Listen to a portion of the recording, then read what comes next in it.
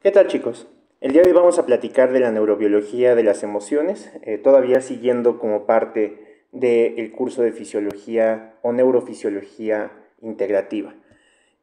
Todos hemos experimentado en algún momento de nuestra vida diferentes emociones y sentimientos, sin embargo, es un poco difícil conceptualizar la diferencia, ¿sale? Entonces vamos a platicar al principio de esta clase la diferencia entre emociones y sentimientos, ¿sale?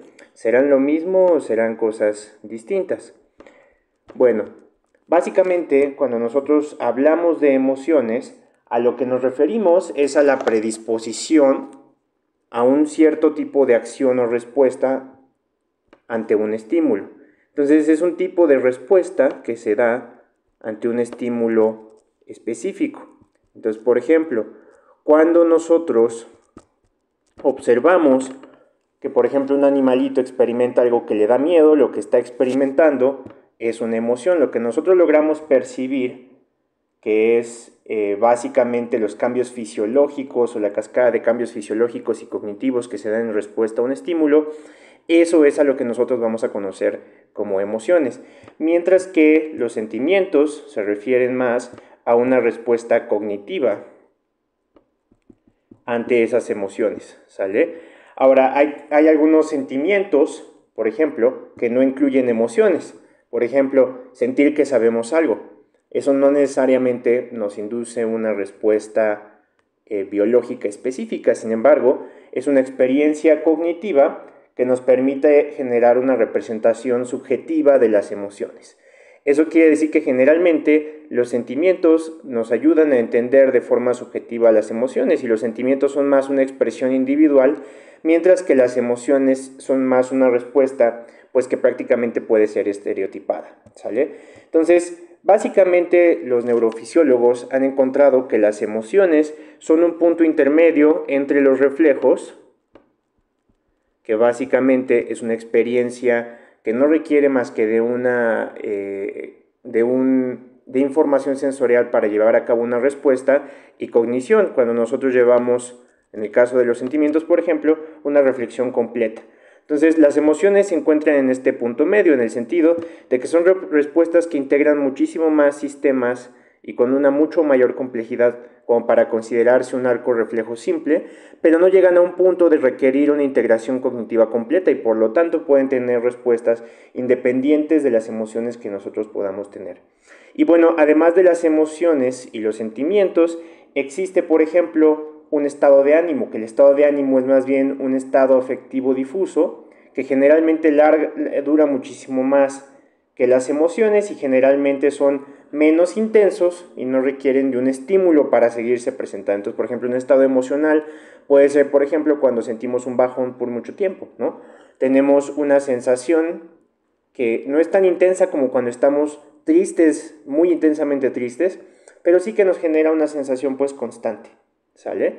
Entonces, básicamente hay diferentes formas de conceptualizar las emociones y estas diferentes teorías han ayudado a generar un poquito la visión global de cómo se llevan a cabo las emociones. Esta es una de las formas en que nosotros podemos conceptualizar las emociones y básicamente viene de una hipótesis que fue planteada originalmente por Scherer, ¿sale? Y Scherer básicamente propone un sistema que permite entender los componentes del proceso de las emociones. Entonces aquí tenemos un componente A, un componente B y un componente C. Primero a este componente A le vamos a llamar un componente inconsciente, ¿sale? Que va, por ejemplo, a incluir diferentes características que van acompañando una emoción. Retomando la idea de que una emoción es una respuesta ante un estímulo, ¿no? Podemos tener respuestas fisiológicas, por ejemplo, la sensación de que se nos enchina la piel cuando algo nos produce miedo o cuando nos impresiona mucho. La sensación de que nos late muy fuerte el corazón cuando algo nos emociona.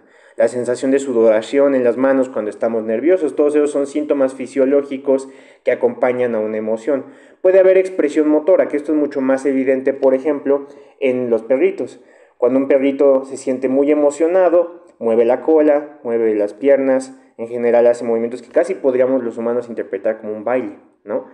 tendencias de acción, formas de generar una reacción en respuesta a una emoción específica, ¿no? Por ejemplo, los animalitos, cuando ven que algo los amenaza, se congelan, ¿no? Se quedan inmóviles, se agazapan.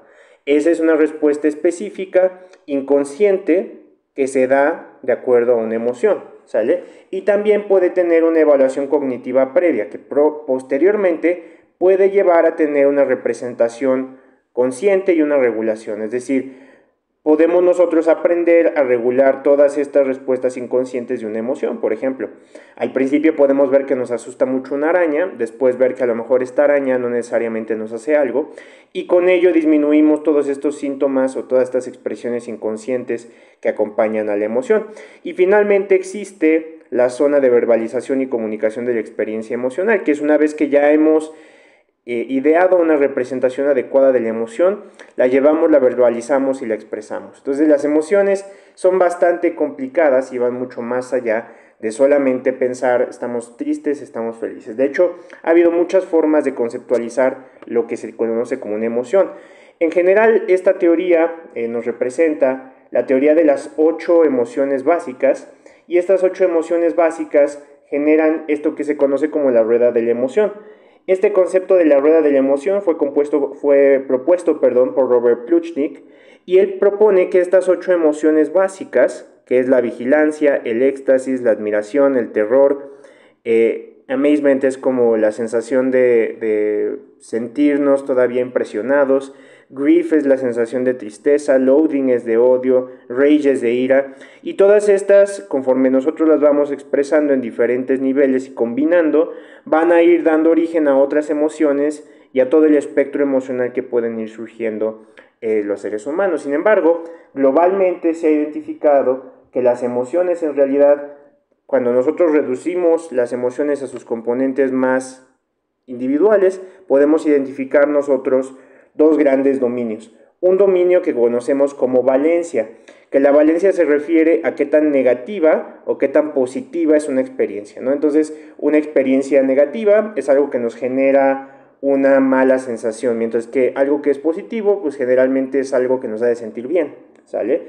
Y también en la excitación, por ejemplo, qué tan energizada o qué tan activa nos hace sentir una emoción, o qué tan enervado o pasivo nos hace sentir una emoción. Entonces, cuando nosotros combinamos estos dos dominios, la valencia y la excitación, nosotros vamos a generar este diagrama donde nosotros vamos a poder identificar muchas emociones. Por ejemplo, la felicidad es aquello que tiene una valencia positiva y generalmente nos produce excitación, mientras que lo que tiene una valencia negativa y nos produce excitación generalmente es la ira, ¿sale?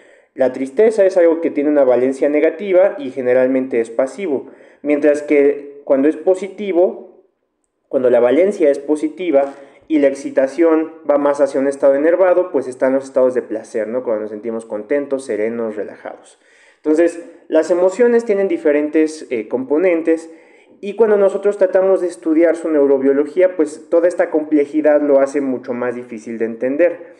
En general, cuando nosotros conceptualizamos a las emociones, vamos a considerar estímulos emocionales que van a ser captados por sistemas sensoriales. Esto va a ser integrado en lo que se conoce en la neurobiología de las emociones como los sistemas emocionales. Estos sistemas emocionales posteriormente se van a comunicar con centros asociados a estos sistemas emocionales, que ahorita vamos a ver cuáles son. Estos incluyen al hipotálamo y al tallo encefálico, y estas estructuras, el hipotálamo y el tallo cerebral, van a mandar 3 tipos de respuestas que van a acompañar generalmente a las emociones: una respuesta somática o motora, una respuesta autonómica y una respuesta endocrina, ¿sale? Entonces, por ejemplo, podemos tener una respuesta somática hacia músculo esquelético que puede producir una respuesta conductual de agazapamiento, ¿no? Es decir, ante algo que produce un miedo intenso, el animalito, por ejemplo, no se mueve, ¿no?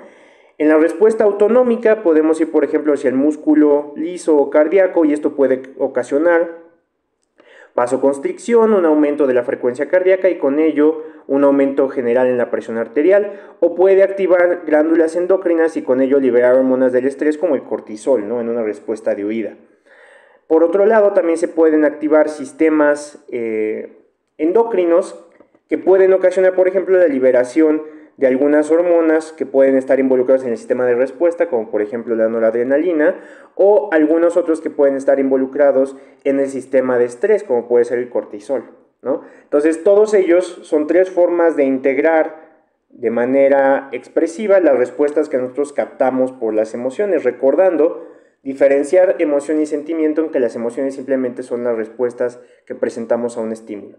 Ahora, se han propuesto diversas teorías neurobiológicas que nos ayudan a entender la forma en que nosotros en el sistema nervioso central conceptualizamos las emociones. La primera es la teoría de la retroalimentación periférica. En la teoría de retroalimentación periférica, lo que nosotros vamos a tener es que un estímulo emocional va a ser sensado por la corteza cerebral, ¿sale? Y también las respuestas del cuerpo van a ser sensadas por esta corteza. Entonces vamos nosotros a tener estímulos exteroceptivos, y estos estímulos exteroceptivos van a ser los que provienen de afuera, y estímulos interoceptivos, que básicamente nos hablan de nuestro medio interno. Estos dos van a ser captados por la corteza cerebral y van a mandar respuestas hacia la corteza motora y centros autonómicos, que nos van a dar una respuesta ante este estímulo emocional. La conceptualización de todo este proceso, es decir, de lo que captamos de forma sensorial e integramos como la respuesta de nuestro cuerpo, es lo que consideraban como emociones. Ahora, el problema de esto es que establece todo el enfoque en la corteza cerebral, y se ha visto que existen diversos mediadores subcorticales que juegan un papel igualmente importante para regular la respuesta emocional. Entonces surge la teoría central. La teoría central propone que un estímulo emocional, que generalmente va a traer información sensorial, va a ser integrado en el tálamo, y que el tálamo va a mandar dos vías, una vía que se va a ir hacia el hipotálamo, y que este va a integrar la respuesta corporal generalmente autonómica o motora, que se da en respuesta a una emoción, y otra parte va a subir hacia la corteza cerebral. Ahí va a ser integrada de forma cognitiva y va a dar origen a las emociones. Esto es, desde luego, una de las teorías mejor aceptadas. Sin embargo, la que ha llevado a mucho mayor integración de lo que conocemos hoy en día en la neurobiología es el circuito de Papez. Papez propone una estructura en la cual un estímulo emocional de nuevo es captado por el tálamo, provienen los estímulos sensoriales, y va a mandar de todos modos una respuesta hipotalámica que genera la respuesta autonómica, motora o endocrina, ¿sale? Y por otro lado, el tálamo va a mandar una aferencia a la corteza sensorial, pero aquí identifico una estructura anatómica importante, que es la corteza cingulata. La corteza cingulata va a ser un punto de integración de las respuestas emocionales y va a dar origen a diferentes estructuras que se van a relacionar en una parte del sistema nervioso que vamos a conocer como el sistema límbico, ¿sale? Entonces, este sistema límbico va a permitir hacer una intercomunicación entre la corteza cerebral y el hipotálamo a partir del hipocampo. El hipocampo pudiendo generar la integración de memoria, que vamos a ver que juega un papel importante para la regulación de las emociones. Y por otro lado, el tálamo anterior, que va a generar una interconexión entre la respuesta hipotalámica, que capta nuestros estímulos interoceptivos de la respuesta a nuestro cuerpo, y la corteza cingulata, que nos va a ayudar a darle el significado emocional a esas respuestas que nosotros vamos a estar teniendo a nivel corporal, ¿sale? Entonces, este circuito de Papez, que fue propuesto en 1937, es uno de los que integra de manera más general todas las respuestas. Entonces tenemos que nuestro estímulo emocional generalmente se va a integrar hacia el tálamo y va a activar esta región cerebral, que es la corteza cingulata. Esta corteza cingulata va a mandar posteriormente información directamente hacia el tálamo de nueva cuenta y posteriormente hacia el hipotálamo, para relacionarse también con el hipocampo, que va a generar una respuesta de memorias. Ahora, ha habido algunas teorías más modernas que nos ayudan a entender de otra forma la forma en la que se van a integrar las emociones. Por ejemplo, MacLean propone el sistema límbico, que va más allá del circuito de Papez, y entonces comprende tanto a la corteza cingulata como a la porción del hipocampo, con una parte de la corteza prefrontal que vamos a ver que juega un papel importante en la regulación de las emociones. Y posteriormente, las teorías más modernas se han enfocado en la integración de otro sistema, que es la amígdala. La amígdala es un sistema que juega un papel importante en una de las emociones más estudiadas, que es la respuesta de miedo, ¿sale? Entonces la respuesta condicionada de miedo ha sido integrada por el estilo de la amígdala y esto fue propuesto desde 1957, donde se ve que las respuestas hipotalámicas establecen relaciones específicas con la amígdala y que esto nos va a permitir ayudar a integrar emociones con una complejidad específica y que generan respuestas autonómicas muy predecibles, como puede ser el miedo, ¿sale? Entonces vamos a ver que el sistema límbico va a ser una de las estructuras más importantes que nosotros vamos a querer estudiar cuando hablamos de las emociones. ¿Qué vamos a conocer anatómicamente como el sistema límbico? El sistema límbico va a incluir el giro de la corteza cingulata, el giro parahipocampal y el hipocampo, que están involucrados en la memoria declarativa. Entonces estos están involucrados en la memoria. El lóbulo temporal, en particular con la amígdala, que va a ser donde nosotros vamos a encontrar el centro integrador del miedo. El lóbulo frontal, donde nosotros nos vamos a encontrar sobre todo en la corteza prefrontal, en el área ventromedial, es donde nosotros vamos a integrar las emociones sociales, ¿sale? Que ahorita vamos a ver con un poquito más de detalle. Y vamos a tener también el fórnix, ¿sale? Ahora, si nos acercamos un poquito más para ver esta estructura, vamos a ver que en realidad el sistema límbico es todo un conjunto de estructuras que van a tener diferentes conexiones entre sí. Por ejemplo, tenemos nosotros a nuestra corteza cingulata y la corteza cingulata va a establecer conexiones, por ejemplo, con el fórnix, ¿sale? Esto también va a permitir establecer conexiones con diferentes núcleos talámicos, como el núcleo talámico anterior, el núcleo talámico medial dorsal, y con algunas estructuras como el hipocampo, en particular el hipocampo y el parahipocampo, y con el hipotálamo, en el cual del hipotálamo van a destacar los cuerpos mamilares, que es un punto donde nosotros vamos a hacer una conexión importante, ¿sale? Entonces, el sistema límbico nos ayuda a entender la forma en que las emociones van a tener sustratos neurobiológicos divergentes. Sin embargo, y esto es algo importante sobre la neurobiología de las emociones, no existe una sola estructura para cada emoción, ¿sale?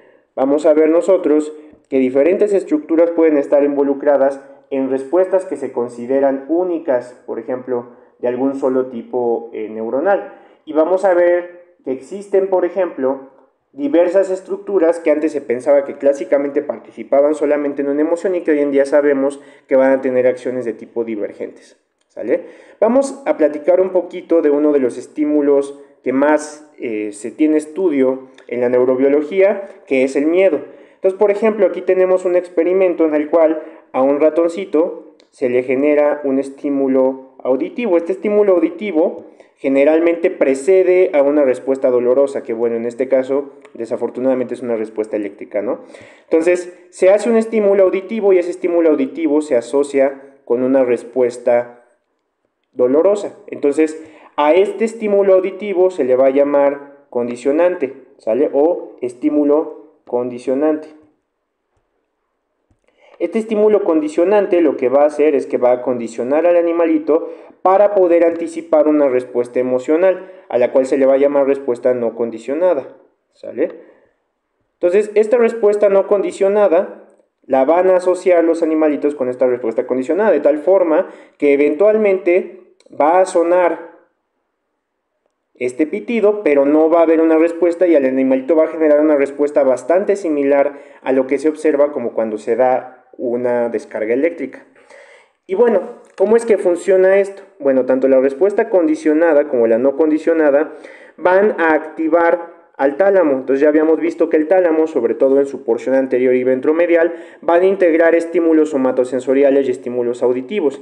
Estos van a ir respectivamente a la corteza auditiva primaria y a la corteza somatosensorial, pero de manera importante van a hacer sinapsis en el núcleo lateral de la amígdala, ¿sale? Entonces el núcleo lateral de la amígdala va a servir para integrar estímulos sensoriales que se dan en respuesta al miedo. Entonces, que el animalito sienta que se está escuchando algún ruido cuando se presenta una descarga eléctrica, se va a integrar en el núcleo lateral de la amígdala, ¿sale? Este núcleo lateral de la amígdala lo que va a hacer es que va a almacenar memoria no declarativa. Esta memoria no declarativa, es lo que va a permitir hacer la asociación entre el estímulo condicionado y el no condicionado, ¿sale? Y es lo que va a permitir hacer la integración original del estímulo de miedo. Entonces, la amígdala, en particular, en el núcleo lateral, es donde se van a integrar estímulos sensoriales generales que van a dar una respuesta condicionada al miedo. Posteriormente, este núcleo lateral va a mandar información al núcleo central de la amígdala, y este núcleo central de la amígdala, que voy a poner por aquí, el núcleo central de la amígdala va a originar una respuesta que generalmente nos va a permitir predecir la respuesta autonómica y motora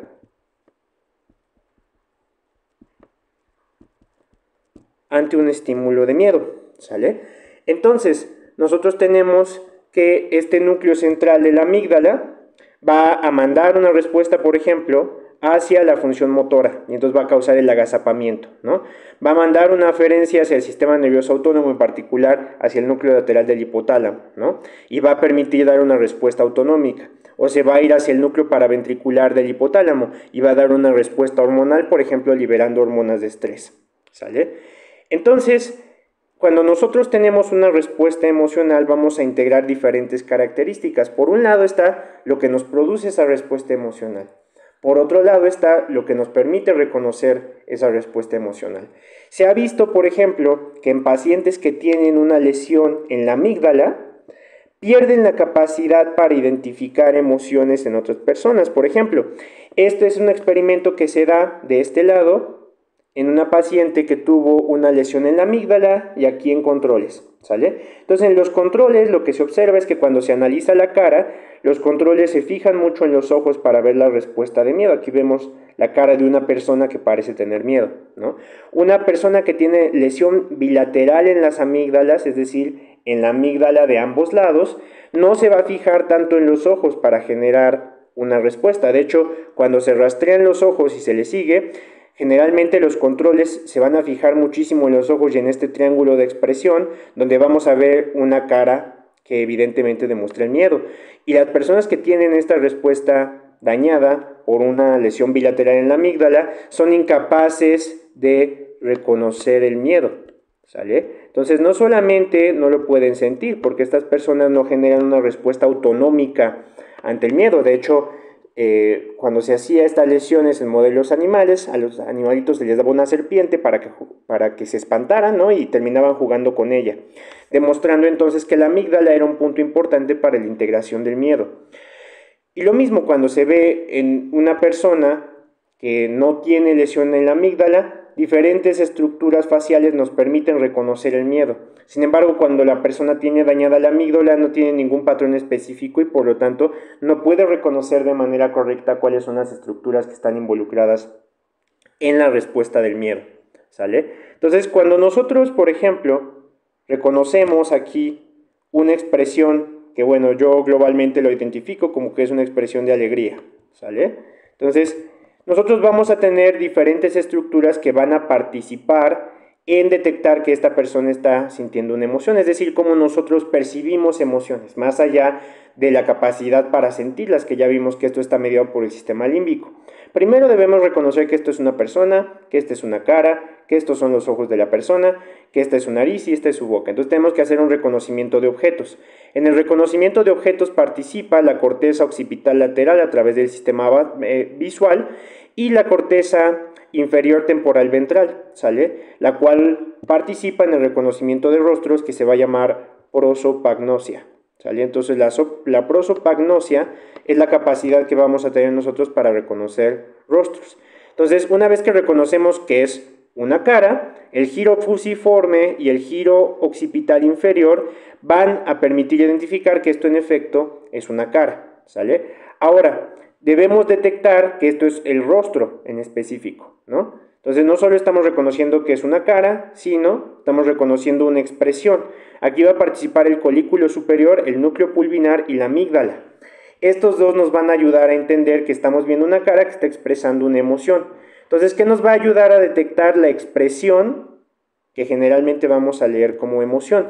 Por un lado vamos a tener a la amígdala, por otro lado vamos a tener a la corteza orbitofrontal y por otro lado a la corteza sensorimotora. Se ha visto, por ejemplo, que cuando se lesiona la amígdala se pierde la capacidad para identificar estímulos de miedo. Pero, por ejemplo, cuando se daña la corteza sensorimotora, también se van a tener algunas alteraciones. Por ejemplo, la corteza sensorimotora y sobre todo la corteza somatosensorial S1 está involucrado en el reconocimiento de empatía. Entonces, personas que tienen lesiones en la corteza sensorimotora van a perder la capacidad para sentir empatía, es decir, para reconocer emociones en otras personas y poderlas identificar. La corteza orbitofrontal va a estar sobre todo identificado con el reconocimiento social de las emociones, es decir, identificando una respuesta contextual, que ahorita vamos a ver con un poquito más de detalle. Y por otro lado vamos a tener las estructuras que regulan los movimientos oculares, ¿no? Donde vamos a tener el surco temporal superior y el giro temporal superior, que van a participar en todo este movimiento de los ojos, que va a estar orientado por otros centros como la amígdala y que nos va a permitir identificar diferentes elementos del rostro y por lo tanto hacer un control importante de la mirada. ¿Sale? Entonces, reconocer las emociones va a jugar un papel bastante importante, sin embargo, no va a ser específico de los centros que hemos visto. La amígdala, ya vimos, juega un papel bastante importante en los estímulos de miedo condicionado, ¿sale? Sin embargo, vamos a tener otras estructuras que van a jugar también un papel importante en diferentes actividades. Por ejemplo, el lóbulo de la ínsula, que ya platicamos un poquito del lóbulo de la ínsula, es donde hace sinapsis el núcleo del tracto solitario y que sobre todo tiene un papel importante en la regulación de estímulos del gusto, también estímulos que pueden tener que ver con el sistema nervioso autónomo. Va a tener un papel importante la corteza insular para permitir la integración de estímulos sociales, ¿sale? Por otro lado, también se ha visto que esta corteza insular va a jugar un papel importante en un tema que vamos a ver ahorita en la siguiente clase, que tiene que ver con la regulación de las adicciones. De hecho, las personas que tienen daño en la corteza insular disminuyen la tendencia de generar comportamientos adictivos, ¿sale? Existen otras estructuras como el lóbulo frontal, y este lóbulo frontal va a tener una porción ventral y una porción dorsal. Pero de manera importante, estas dos estructuras van a participar en la regulación del comportamiento social, ¿sale? Y sobre todo de los comportamientos de inhibición. Las personas que tienen daño en la corteza prefrontal generalmente van a tener fenómenos que se conocen como abulia, es decir, la incapacidad para tomar decisiones o tomar iniciativa, ¿sale? Entonces, las personas que tienen daño en la corteza prefrontal no van a tener capacidad para tener iniciativa, para tomar decisiones, o van a tener respuestas emocionales inusuales, es decir, no las esperadas por filtros sociales. Generalmente la corteza frontal nos va a ayudar a generar filtros específicos a emociones o a reacciones. Y cuando nosotros perdemos esta capacidad de generar estos filtros, vamos a presentar emociones que pueden ser percibidas como adversas por las personas, ¿sale? Aquí tenemos un ejemplo que es bastante conocido en las neurociencias, que es el caso de Phineas Gage, ¿sale? Phineas Gage era una persona que trabajaba en la construcción. Entonces aquí lo que nosotros vemos es una barra de metal. El Phineas Gage lo que estaba haciendo era que estaba poniendo dinamita para tratar de meter esta barra de metal hacia el suelo. Sin embargo, sufrió una explosión y debido a la explosión, esta barra de hierro se le introdujo por el piso de la órbita y básicamente le deshizo toda la corteza prefrontal. Phineas Gage ha sido uno de los objetos de estudio o de los sujetos de estudio, más importantes de la neurobiología, debido a que nos enseña qué ocurre cuando hay una lesión de la corteza prefrontal ventromedial. Entonces, de manera sorprendente, solamente hubo una lesión en la corteza prefrontal. De hecho, Phineas Gage vivió muchos años después de haber tenido esta lesión en la corteza prefrontal ventromedial, pero lo que se veía era que las respuestas emocionales que presentaba Phineas Gage ya no eran concordantes con las esperadas por las normas sociales, ¿sale? En general, cuando se les preguntaba si todavía seguían presentando, por ejemplo, una respuesta a un estímulo que les generaba miedo, ya no se veía que Phineas Gage presentara, por ejemplo, sudoración en las palmas cuando se enfrentaba a un estímulo que le daba miedo, ¿sale? Sin embargo, sí podía describir algo que pensaba que le debía de dar miedo. Entonces, las respuestas que permitían integrar esa respuesta emocional esperada ya no se observaba en Phineas Gage, ¿sale? Además, esta lesión en el lóbulo frontal le causó desinhibición, es decir, tomaba actitudes que generalmente no eran bien vistas o que podían ser socialmente desagradables, ¿sale? De hecho, se ha visto que en la demencia frontotemporal, que es un síntoma o un síndrome demencial en el cual se observa un daño importante en la corteza orbitofrontal y sobre todo en la corteza prefrontal ventromedial, ocurre un fenómeno de desinhibición social. Y este fenómeno de desinhibición social generalmente se observa porque los pacientes que tienen esta alteración no tienen, por ejemplo, reparos retirándose las prendas enfrente de otras personas o no inhiben sus pensamientos cuando los quieren decir en voz alta porque no tienen una percepción de cómo lo puedan percibir otras personas, ¿sale? Ahora, debido a que las respuestas emocionales, como habíamos visto, generalmente se daban ante estímulos externos, mucha de la investigación que se ha hecho hoy en día para tratar de entender la forma en que las emociones nos afectan de manera diferencial, las conocemos por las respuestas que se tienden a dar en animalitos, ¿sale? Y lo que se ha tratado de ver es de qué forma esto contribuye al entendimiento de las emociones en los humanos. Entonces, por ejemplo, aquí tenemos una respuesta en un humano, ¿no? En donde se trata de estudiar cómo la presencia de una amenaza puede modificar o puede afectar diferentes regiones cerebrales. Aquí lo que se ve es qué ocurre cuando el depredador está lejos de su presa, ¿no? Aquí, para simular esto en humanos, lo que se hacía era que conforme se acercaba más este punto hacia este triangulito, le causaba una descarga eléctrica a la mano, ¿sale? Entonces, cuando esta amenaza está lejos, es decir, cuando el depredador está lejos, lo que se prende sobre todo es la corteza prefrontal medial. Esta corteza prefrontal medial ayuda a planear en respuesta a una amenaza, ¿sale? Entonces está involucrado en la planeación a largo plazo, ¿sale? La amenaza no está tan cerca, por lo tanto no anticipamos que ahorita vaya a afectar. ¿Qué pasa conforme se va acercando?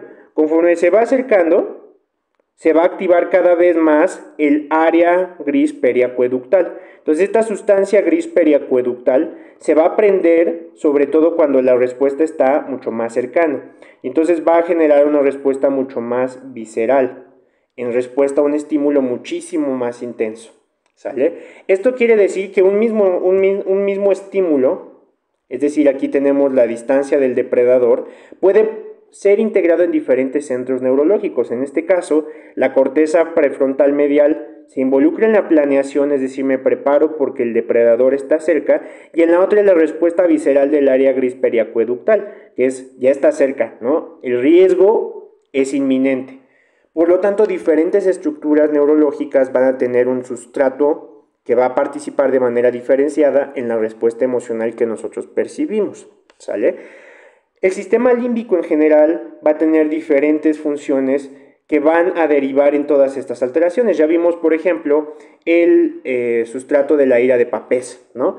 Que ya vimos que tiene diferentes integraciones, sobre todo hacia el sistema límbico. Sin embargo, también se ha visto que hay diferentes neurotransmisores y neuromoduladores que pueden participar en las emociones. Por ejemplo, cuando nosotros tenemos un sistema de ira, lo que se va a prender sobre todo es la amígdala medial. Entonces, en un sistema de ira va a participar el glutamato, la acetilcolina, pero de manera importante la sustancia P. En una respuesta de miedo o ansiedad, ya vimos que la amígdala juega un papel muy importante, además la sustancia gris periacueductal también va a jugar un papel importante, y van a participar diferentes neurotransmisores como el neuropéptido Y, la colecistocinina y el glutamato. En una respuesta, por ejemplo, de lujuria o sexualidad, se prende sobre todo la amígdala corticomedial, la estría terminal, que es una estructura neurológica muy adaptada para la respuesta sexual, así como el hipotálamo preóptico y el área gris periacueductal van a liberar vasopresina, oxitocina, LH y colecistocinina, así como hormonas esteroideas, y todas ellas van a permitir integrar esta emoción de sexualidad. La emoción de cuidado o de apoyo a la crianza va a estar estimulada por la corteza cingulata, el área gris periacueductal, el área preóptica y el área tegmental ventral, y va a participar la oxitocina, la prolactina, la dopamina y los opioides. La sensación de separación, pánico o ansiedad va a estar medida también por la corteza cingulata, el área preóptica, el tálamo dorsomedial y el área gris periacueductal, y aquí van a participar algunos sistemas neurotransmisores como el sistema opioide, el sistema de oxitocina y el sistema de prolactina, así como algunos sistemas que están directamente involucrados con la liberación de cortisol. La sensación de emoción, la emoción que busca ser juguetona, va a estar activado por el diencéfalo dorsomedial, por el área parafascicular y por la sustancia gris periacueductal. Y va a estar activada por diferentes sistemas neurotransmisores como el opioide, el glutamatérgico, el cannabinoide, el de acetilcolina y el de TRH. Entonces, como podemos ver, los sistemas básicos emocionales van a participar y van a activar diferentes áreas cerebrales. Entonces, las teorías actuales en lo que se centran es en más bien cuáles son los neuromoduladores que parecen dar una activación preferencial de diferentes emociones independientemente de que se prendan las mismas áreas neurológicas. Ahora es importante entender que lo que da origen a las emociones es a los sentimientos, es la interpretación subjetiva de todas y cada una de estas emociones. Ahora notarán que ahorita aquí hice una descripción de estas diferentes emociones, no hice énfasis en esta última, que es el sistema de motivación y búsqueda, también se conoce como el sistema de recompensa. Aquí participa el área mesolímbico cortical y va a ser el objeto de la siguiente clase cuando nos enfoquemos en el sistema de recompensa y la fisiología de la búsqueda de placer. ¿Sale? Entonces, como podemos ver, el sistema de emociones es bastante complejo, de hecho, todavía es bastante poco conocido. La mayoría de las emociones que se han estudiado con mucho detalle son las emociones con valencia negativa, sobre todo el miedo, la ansiedad, la depresión. Todas esas han sido estudiadas con muchísima amplitud, sin embargo, no se conoce tanto, por ejemplo, de aquellas que tengan valencia positiva, como la alegría, el amor y el placer. Se tienen algunas ideas, ahorita ya discutí algunas de las áreas que pueden estar involucradas, pero lo interesante es que las mismas estructuras pueden participar en diferentes emociones, por lo cual no hay un sustrato anatómico único para cada emoción. Incluso la amígdala, como vimos hace un momento, se pensaba que solamente era un centro regulador para la ira, pero hoy en día se sabe que la amígdala puede participar en diferentes emociones. Podría estar involucrado en la ira, puede estar involucrado en el miedo, pero también puede estar involucrado en algunas emociones como la lujuria o algunas otras emociones un poquito menos comprendidas, como puede ser la capacidad para integrar aprendizajes que puedan quitar respuestas condicionadas o que puedan modificar la forma en que respondamos a estímulos de miedo, y hoy en día se sabe que este aprendizaje también puede estar modulado por la amígdala. Entonces, a pesar de que sabemos muy poco, es importante entender algunos de los mediadores que participan en las respuestas emocionales y cómo esto puede ser adaptado a largo plazo y jugar un papel importante en la respuesta que tenemos ante los estímulos a los que nos exponemos de forma cotidiana. Muchas gracias, chicos, y que tengan un muy buen día.